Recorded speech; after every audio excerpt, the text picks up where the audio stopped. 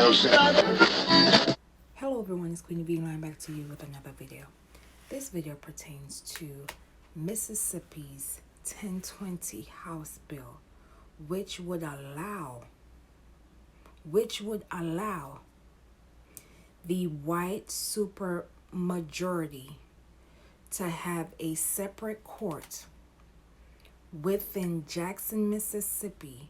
The blackest city in America would have one court system for white people and one court system for black people.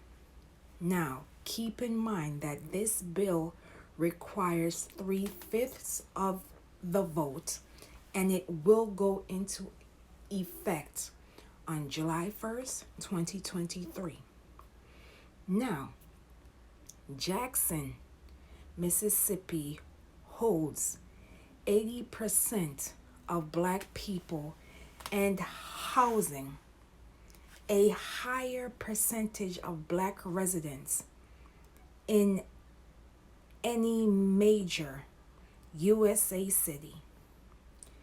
Yet, Mississippi's legislation is controlled by white Republicans who have redrawn districts over the past 30 years to ensure they can pass any bill without a single Democratic vote. Every legislature Republican is white, while most Democrats are black. The 1020 House bill was passed along party lines with 76-38, while 2 black members of the House, 1 Democrat and 1 independent, voted for the measure. All but 1 lawmaker representing the city of Jackson, who is a white independent, opposed the bill. Now let me read partially of the House Bill 1020 that was passed in Mississippi. It reads in part, "An act to create inferior courts in the Capitol Complex Improvement District to hear certain criminal and civil matters occurring in the boundaries of the Capitol Complex Improvement District, to provide judges for the CCID inferior courts that shall possess the same qualifications as circuit and chancery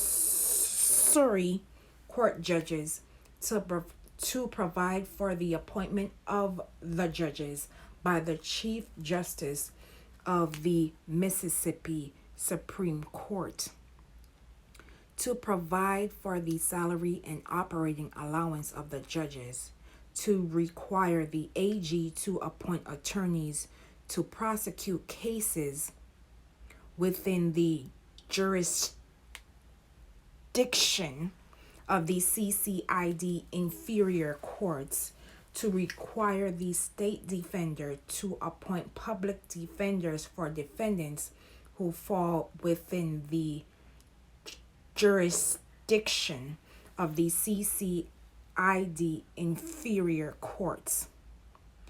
Now, I will leave the full bill on my community tab and link in the description so you can read it for yourself. At the end of the day, Mississippi has almost 3 million residents. The second largest demographic is black people. The fact that Jackson, Mississippi holds 80% of black people, and yet they still have no political power, is something that we must address moving forward, because as far as I'm seeing, they are literally trying to pull Mississippi back into the 1800s. Let's call it for what it is. And let's be honest, the majority of Black people live in the South. Once again, the majority of Black people live in the South. And it's not surprising that there are bills that are put in the South that are literally damaging Black people in real time. Not only in Mississippi, but Florida, Texas, Georgia, to name a few. Now you will watch this brief news clip with Jonathan Capehart, and I will be back with more commentary. Critics are calling, quote, plantation politics. A white supermajority in the Mississippi House passed legislation that would empower state officials to create a separate court system and expanded police force within the city of Jackson, one of the blackest cities in the country. Joining me now, Jarvis Dortch, Executive Director of the ACLU of Mississippi. Mr. Dortch, thank you very much for coming to the Sunday show. First of all, please explain to our viewers what House Bill 1020 would do. Sure, and thank you all for having me. House Bill 1020 is a piece of legislation that creates a city within a city in Jackson. It takes an existing district, which was passed about 5 years ago, to add infrastructure funding around the Capitol, around state-owned buildings. It expands that district to include much of Northeast Jackson, which is the wealthiest part of the city, the part of the city with the highest white population. It expands that and creates a new judicial system within that district, and also gives the Capitol Police Force power to enforce laws within that district. With this judicial system, it also allows for white appointed officials to make appointments to new judges, prosecutors. All of these will be appointed by the Attorney General or the Chief Justice of the State Supreme Court, all of whom are white. And this is in a city that is over 80% Black. So it would deprive Black citizens in Jackson of their voting rights and take away their power to elect officials of their own choice. It would definitely create a city within a city where, Jackson residents are going to feel like second-class citizens. So help me understand, because I'm still a little confused. So this separate police force and judicial system is going to be over the new part that's being added, I think you said the northeast part of Jackson, or will that new system have jurisdiction over the other parts of Jackson, the Black part of Jackson? You got 80% African-American population there. So who will this police force and new court system impact? Well, I mean, there are so many bills that are targeting Jackson. So there are some bills that are still alive now that would give this Capitol Police Force jurisdiction over the entire city. HB 1020 was a complete monster in itself. So this would target this area of the city that does have a higher property values. This is the wealthiest part of the city. And it's a region of the city that, folks, Republicans still have a lot of influence, and they don't have that influence in city government. And what they've decided to do is, we can't get our way in city government. We're going to use the state legislature to give us our power back. I got it. Oh, good. Wow. No wonder Jackson Mayor Lumumba compared the legislation to apartheid. Real quickly, in the 30 seconds we have left, what kind of legal recourse do you have if House Bill 1020 actually does pass the Senate and becomes law? Well, there are questions about whether or not this court system is legal under our state constitution. It's definitely something that we're looking at as far as a denial of voting rights for Black citizens and under our federal constitution and the Voting Rights Act. So This is going to create long-term issues in the city. Anytime you put together a plan that disenfranchises folks, whether or not you thought it was going to be something that takes on crime or not, it is going to create long-term issues where people are going to be protesting, they're going to be marching. This is going to be detrimental to the city going forward if something like this goes into effect.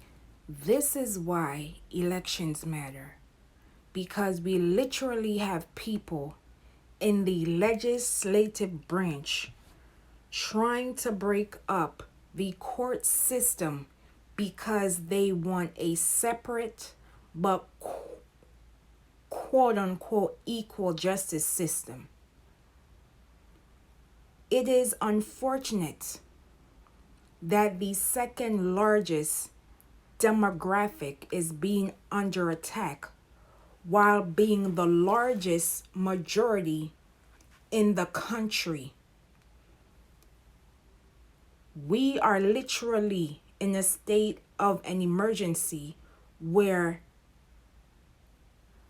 persons who were elected by the people are literally stripping away the rights of their fellow Americans in real time. Say what you want to say, but this rhetoric of these two parties are the same is BS. These guardians of Putin, GOP, have shown us time and time again that they do not care about their fellow Americans and that they will literally strip our democracy to please white supremacy. Elections have consequences, not only on the local, but on the state and the federal levels.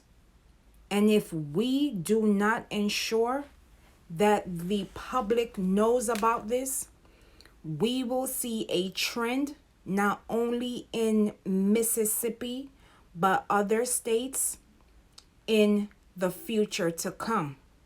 The time for engagement begins now. Start going to your local city halls and sit and listen to what they are proposing in your communities. The time for engagement should not only be in general elections, but all elections, regardless of level of state, federal, and local. We are literally watching the guardians of Putin strip away our democracy before our eyes. Once again, elections have consequences. Elections matter. Please be safe out here, and I will see you in the next video.